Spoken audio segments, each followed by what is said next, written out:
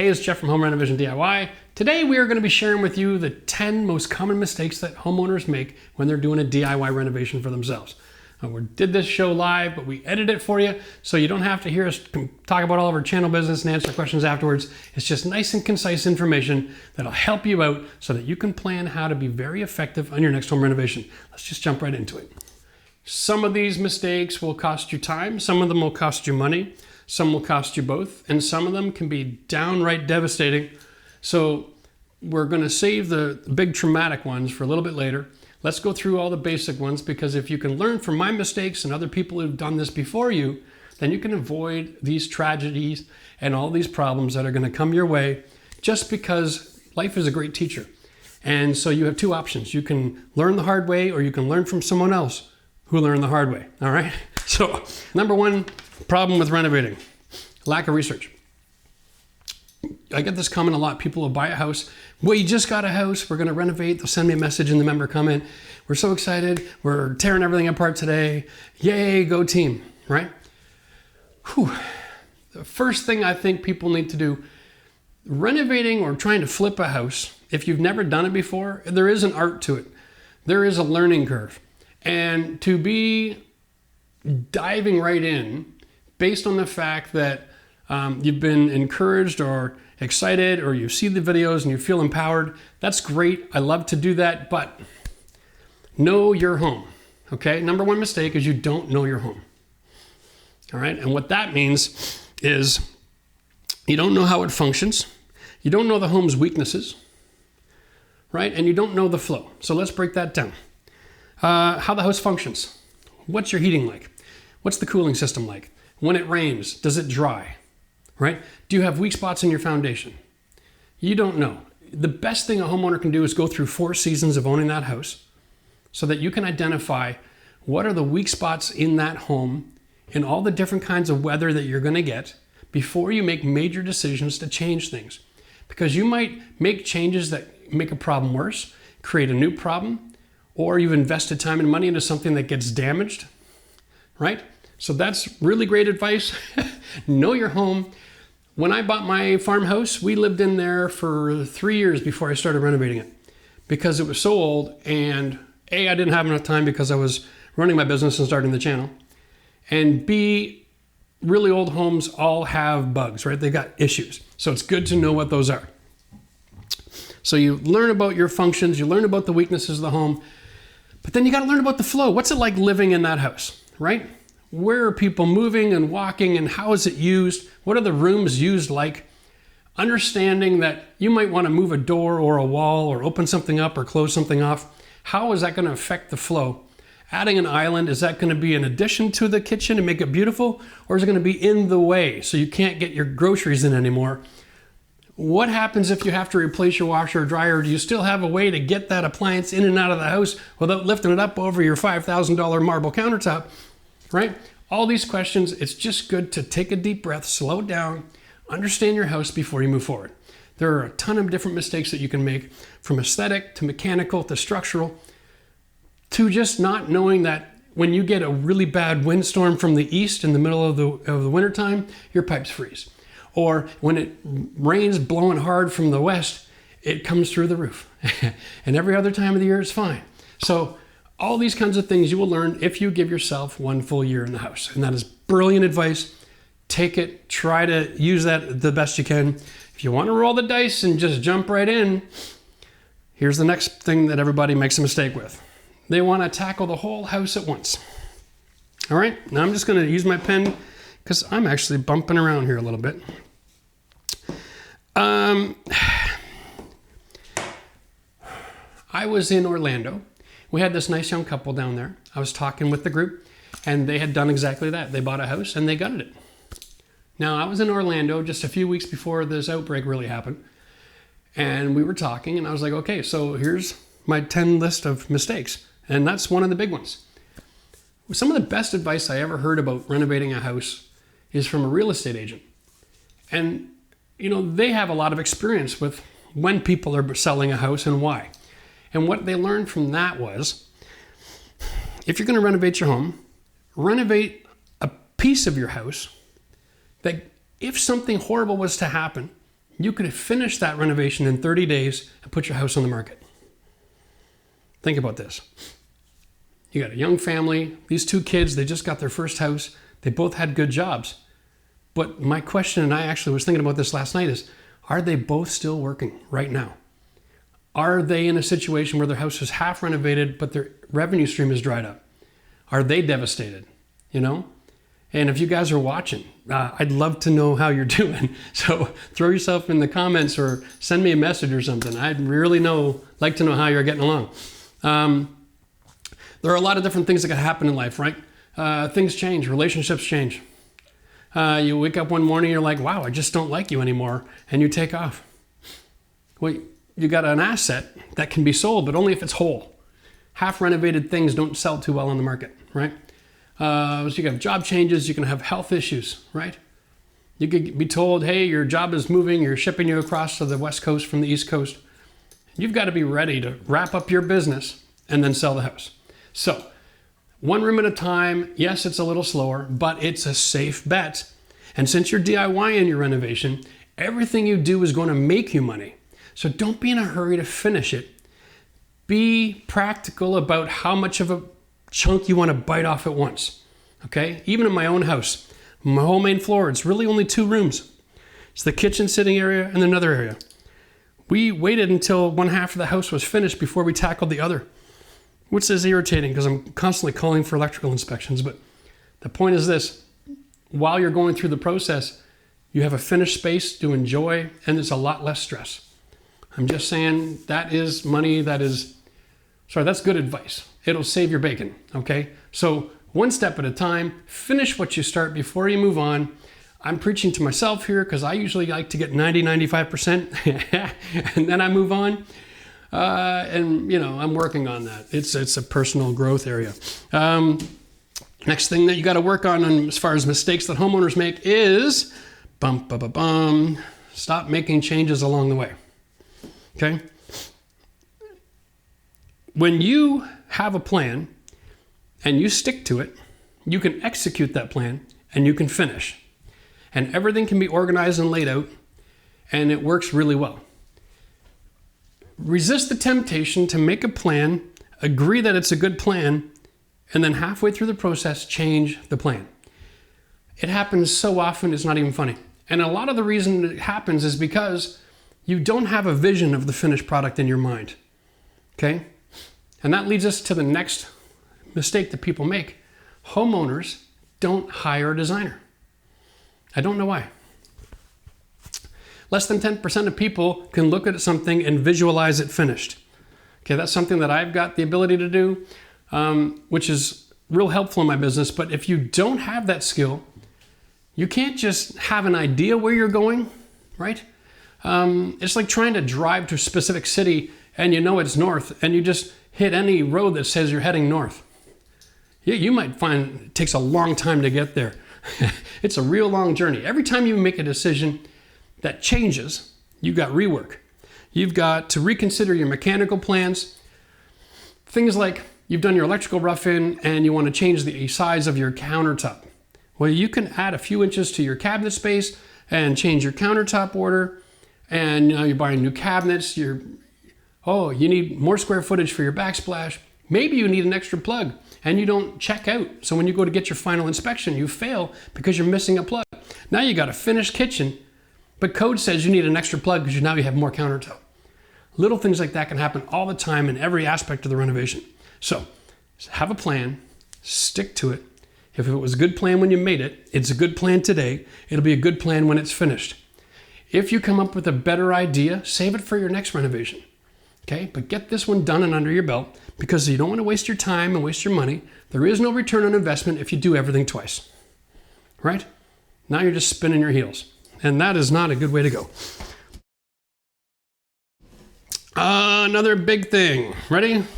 Next mistake that homeowners make. Everybody gets excited to do the kitchen and the bathroom. Now, if you were with us last week, we talked about return on investment. And kitchens and bathrooms have about a 60% return on investment if you hire somebody. And if you do it yourself, you can make money, okay? But what good is a brand new kitchen or bathroom if you need a new roof first, right? Especially if you bought the house and you made the other mistake of not living in it for a year, so you don't know what the weaknesses in the home are, and you just assume that your roof is going to work. That can be really costly. So you want to do the outside first. And this is great advice for almost every DIYer, and here's why. If you do the outside first, we learned last week, almost everything you do on the outside of the house has a huge return on investment. It's mostly basic, simple skills: painting, cutting, measuring, right? Installing fences, decks, patios, whatever it is, changing your windows. All of these things are the outside of the house. These are basic skills that have huge return on investment. And if you grow your basic skills in areas that are going to make you the most amount of money, then when you're done that and you've got some confidence and you've got your mojo and you've got a few more tools, then you tackle something like a bathroom or a kitchen, you're going to have a lot more confidence that you're going to be able to finish it and do a good quality job. If while you're working on the outside, you keep running into problems and you don't have the skill level, you don't have the dexterity or whatever it is, it's a great time to learn that maybe that's not for you, and ripping apart your kitchen is a bad idea. Okay? So start with the simple stuff that makes you the most amount of money, that doesn't affect where you're living inside, and make sure that you're going to be successful in your endeavors. Resist the temptation to buy the lie that you buy a new house and the first thing to do is rip out the kitchen and start over.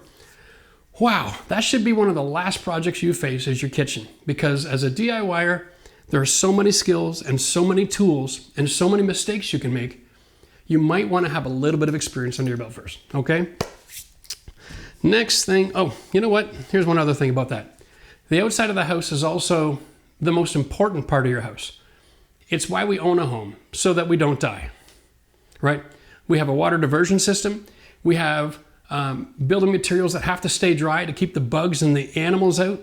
And if you don't have your water diversion and your animal infestation issues taken care of, whatever you do on the inside is going to be subject to all of that problem. And it's going to be just brand new, having a brand new mess. So make sure your house is sealed up from air and water and vermin and bugs before you go renovate the inside of your house. That's great advice. I live in an 1880 home. Trust me, that's worth following. Next mistake that people make, they buy cheap materials. Okay? And when I say cheap, I don't mean like garbage. I mean, if you're a fan of the channel, you've been watching for a while, you'll see our kitchen renovation. And if you're looking for a blueprint for a simple kitchen renovation, I'm going to encourage you to click the link if you're not watching the live show. And if you are watching the live show, here, this is for you. You're going to renovate something and put maybe $10,000 or $15,000 worth of material into, and you're fixing it yourself. The market value of a kitchen renovation like that is about $30,000 to $35,000. You've got a lot of room, okay? You've made a lot of money doing that renovation.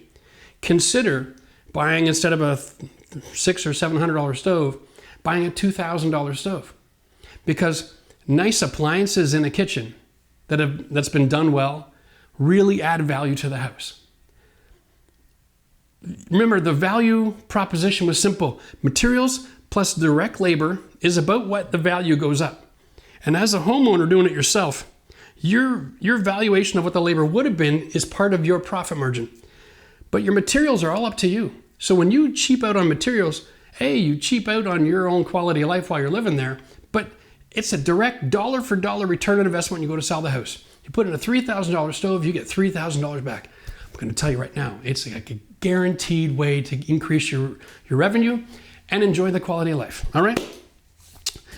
The next mistake that people make is they buy into the salesman's jargon and they buy really expensive doors and windows. Okay, so next week we're going to be talking about how to hire a contractor. A lot of people hire a contractor to do the doors and windows, and for good reason. They're afraid of ladders. They don't want to get involved with the heights, right? Maybe it's a skill set you don't have. I understand. It's relatively simple. You can always watch a video and learn.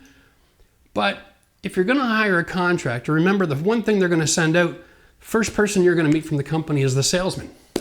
His job is not to find you the best window for your house. His job is to sell you the most expensive thing they sell. You have to talk him down into normal. So when we take a look at the quality of windows over the history of time, in the early 80s, we had vinyl windows came out, and the quality of the window from 1980 to now, which is over 40 years, has not really changed. It's almost identical. Introductory builder grade quality windows are about the same quality as they were then.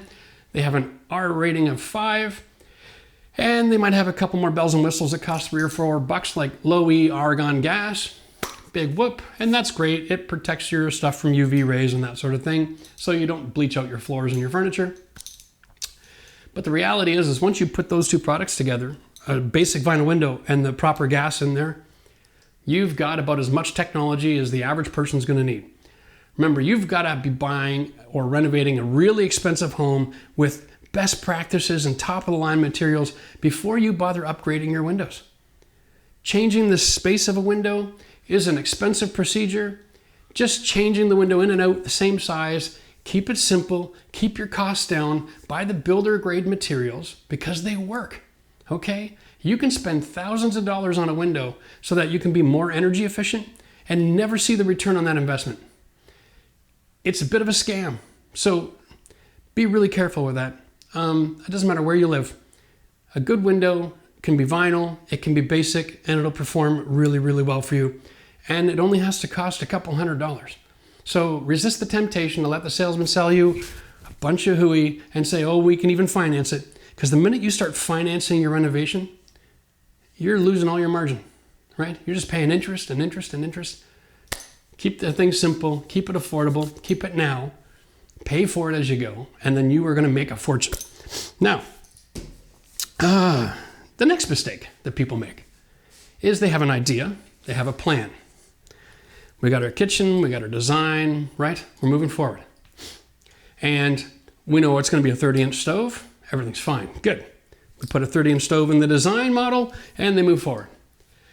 But you haven't figured out which stove you're going to get yet. You haven't purchased the stove. Is it mixed fuel? Is it gas and electric? If so, does the gas supply come up the left side, the right side, to 4 inches to 8 inches? All these questions need to be answered at the very beginning so that all of your rough-in work is done properly. Microwaves, convection, wall mount ovens, all of these different appliances that you may or may not include in your home. Your stove, does it have a molded side to the top where it slides over top of the countertop? Or does it just butt up next to it? All of these things, if you don't have answers to these questions before you start, you could be making major mistakes and getting involved in rework. Bathrooms are notorious for this because there are so many purchases you have to make, and you need to know the end from the beginning. You want to know exactly where your toilet paper roll holder is going to go so that you can put blocking in the wall before you drywall. You don't just go out and buy a set and then go, okay, where would you like to put it, honey? Because then you're just attaching it to drywall and it's going to cause you problems. It's going to fail. So knowing the end from the beginning, making all your purchases, having the specs there, and if you don't have the material on site, at least have the model number, have it purchased, have your specs downloaded from the internet, okay? To make sure that everything that's getting done as far as rough-in is concerned is in the right place the first time. I don't know how many times I've seen this. Almost every time I've been involved in a major kitchen or bathroom renovation with a company that has a management structure, they mess this up. They always get it wrong because there's usuallys, right? This is usually the way it's done. This is usually the way this is done. Every time I hear somebody say the word usually, I almost lose my mind because the word usually means things don't change. But in the world of appliances and fixtures, it's changing every year because they love causing confusion and they love making you go back to the store to buy something a second time. All right? So be careful with that. Okay, there's only 2 more. We're almost there. Number 9. Mistake that every homeowner makes is they buy retail. You go to the box store. Now, box stores have a purpose, right? They're like the convenience store where you can go and buy your milk and your bread and your butter and a soda and get the treat for the kids. It's what the hardware store is. The box store is just the convenience store for the building trades. And what they do is they charge you a lot more. You can go buy eggs from the variety store, but they're almost twice the price as if you buy eggs at a grocery store. And you all know what I'm talking about. Big box stores are the same model as the corner store. They bring convenience, all right? And as a result, their prices are super inflated because it costs a fortune to run that operation. You got 100,000 products on the shelves, no warehousing space, everything is just-in-time delivery, and they are charging you a pretty penny to supply that service to make your life convenient. What everybody will have in their city is other options for purchasing the same building materials at lower prices. Now, the box stores, they do a good job with a couple of things, commodities like the lumber and the drywall. Those are great prices. You're not going to do much better than that. Some of the plumbing fittings, you're not going to do much better than that. But as soon as you get away from the basic building materials and you get into all the other things, the tools and the fixtures and all the little bells and whistles you have to buy along the way, all of your doors, all your trim, dear Lord, your insulation, all of it is crazy expensive. So we're going to have the next session. We're going to be talking about, is it next week, Max? We're talking about, oh, that's the members video. Yeah. 2 weeks from now. 2 weeks from now, we're going to do the members video, and we're going to talk about shopping. I am going to educate you on every trick that I know to go out and save a ton of money on your products. Because if you want to make money and you're renovating your house, and you want to buy siding, for instance, and you go to Home Depot, they're going to give you 2 or 3 colors. All right. Or you can go to a company like this. All right. And this is a wholesaler. And this is one deck for one product that they carry. They carry 3 different lines. And you have all of these different choices. All right. And they're broken down into different price group options. Okay. And you can decide how much or how little you want to spend per square foot. You can pick your color. They got all the trims there. You can order it, have it delivered to your house. Right. And it's half the price of the box store. And you can get a superior quality at that price, I might add. So knowing where that place is and knowing how to do business with them is going to be vital. We're going to cover that in the members video, which is why I'm telling you, you need to be a member. I can't give everything away for free. But for members, I'm going to take the time to go through that because I know when I'm done sharing that information, I'm going to get flooded with questions and phone calls. So for the members, I'm going to share that information and I'm going to be ready to answer your emails.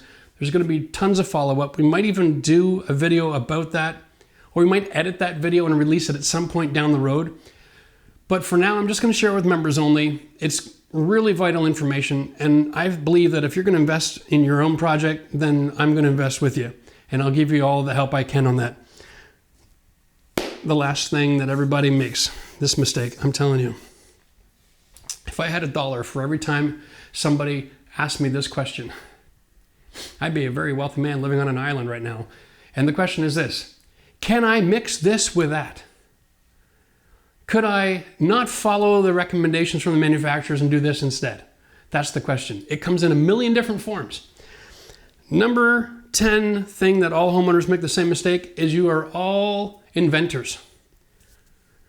You stop inventing the wheel on your home. Okay? There are proven systems that work. There are things that don't work. I should just check this out. Well, we'll have to do that overnight. I'll edit that out. I was trying to do a little test for you, and I'm going to share a little something with you right now, actually, about inventing. Okay? Here's some tile. It's cute. It's little round stuff. It's probably for a backsplash. But you know how many tiles you'll see that have this little mesh backing on the back of it, right? Take a guess. Here, I'm going to just use the table here, Max. All right, I'm going to move the beer. Remind myself to take a sip. Cheers, get you sippy. This tile is laid out like this on a conveyor belt, and it's moving along, and then they spray glue on it. It moves along, and then they drop a sheet of mesh on the back. And it's lovely. It's convenient. It's designed so that you can put cement or adhesive on the wall and attach your tile. And for years, I'm guilty of this too. We've been using tile like this, mosaics, all different kinds, glass and stone mix, little rectangular bars and kitchen backsplashes. And people have been using this in their showers, okay? I found out just about 6 months ago or so that there's such a thing in the industry of tile as tile that's not approved for wet areas. And I was like, what? That blew my mind. I'm like, what do you mean not approved? Well, you see, When you go put tile in a wet area, you're supposed to have 90% coverage. But the back of that tile is covered in glue. And as soon as you put it on a wet cement or a wet adhesive, it dissolves the glue. And the only part of that tile that's actually attached to your wall is when the cement comes squeezing through the middle. But most of us in the industry are trying to avoid that because it takes forever to clean it out before you grout. And so we're being cheap with our adhesive, and then when you go to grout, you're finding tiles popping off, and we just think it's poor installation or poor quality. But the reality is 95% of the mosaic tiles out there aren't designed to go in a bathroom. That is amazing. Putting it in a bathroom is a creative thing. Unfortunately, we've seen it on design shows on television for years and we think it's normal, but they've been doing it wrong too. I know, crazy, eh? It's called being an inventor. I once got contacted by a member who cut a hole in his floor and put in a clawfoot tub, and it sat on the rim on the floor. And he was asking me for advice on how to waterproof the areas around it, turn it into a shower. What do you do? I try to be respectful, but at the same time, don't invent the wheel. Don't mix building materials, right? I'm probably just as guilty as everybody else. I've shown you how to do something with a little more on the less expensive side of things. In the shower world, we've been very creative for a lot of years because since 1960, most showers have not worked. There are precious few shower assemblies that actually don't end up rotting out and leaking. And there's a lot of different reasons for that. I can't get into all the details today, but it's little things like using the wrong tile, right? Mixing two different technologies, not using approved methods and procedures, even though there is no approved method and procedure for a lot of different showers. Everything out there is being done like a cowboy because we invented this new thing called thin set that has revolutionized the tile industry for installation, but it doesn't do a good job of waterproofing. So now everybody's mixing this and mixing that and trying to find a way to, like I'll show you, you can use drywall with RedGuard, right? Well, yeah, you can. It's more effective than not using the RedGuard. And the problem is that the industry says, the tile industry sets the standard up here, but then the building code sets the standard way down here. And then there's all these different options that are in the middle there, and you don't know what to do. And so there's so much confusion. People are trying to outthink the confusion with, here, I got a solution, I'm gonna build this instead of that. I'll use this material with this material. You gotta stop doing that. Every one of these situations is gonna be ending in a disaster. If you wanna have confidence with what you build, don't invent the wheel. If you have a question, become a member, ask the question, get an answer. I can help steer you towards what's gonna work and what's not gonna work. I don't wanna see you spending your time and money installing things that are doomed to fail. I get questions every day from people asking me to bless their idea. I'm telling you right now, if you're thinking outside the box, stop, get back in the box, and just do what you're supposed to do. That's normal. You can't save time and money and get a good result. Stop trying. Don't be an inventor. This is the biggest investment you have in your life. And there are a lot of things you can do that will cause a problem right away, next week, or in 5 years from now. And the bigger the problem that's going to happen, the longer it's going to take to show up. So, resist the temptation to be creative, all right? Well, thanks for watching the show today. Listen, if you are interested in doing home renovations for yourself and making money, then you're going to want to check out this playlist right here. It's the rest of the Do-It-Yourself tour. It's going to be a lot of information there, return on investment, how to hire contractors if you need that kind of help, and how to do it yourself and make money. We'll see you again next time.